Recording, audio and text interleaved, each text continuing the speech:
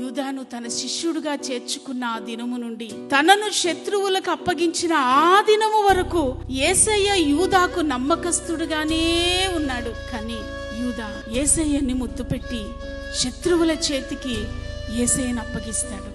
దేవుని బిడ్డ, ఆయన నమ్మదగిన దేవుడుగానే ఉన్నాడు. ఒకవేళ ఎప్పుడైనా దేవునికి దుఃఖాన్ని కలిగించి ఉంటే, ధనాపేక్ష వైపు వెళ్ళి, అపవిత్రత వైపు వెళ్ళి దేవునికి దూరం అయి ఉంటే, ఆయన ఇంకనూ నీ పట్ల ప్రేమిస్తూనే ఉన్నాడు, నమ్మదగిన దేవుడుగానే ఉన్నాడు. ఆయన ప్రేమ శాశ్వతమైంది, 4 రోజులు ఉండే ప్రేమ కాదు. నీవు పశ్చాత్తాపంతో ఆయన సన్నిధికి వస్తే మరలా ఆయన ప్రేమను రుచి చూడగలవు. ఈ మాటలు వింటున్న ఎవరైనా సరే ఆత్మీయతలో అపనమ్మకస్తులుగా మార్చబడ్డారా? ఈ రోజే పశ్చాత్తాపంతో నా యేసయ్య పాదాల యొద్దకు వస్తే నమ్మదగిన దేవుడు అంతము వరకు నిన్ను ప్రేమించి నిన్ను నడిపించగలడు. Praise the lord.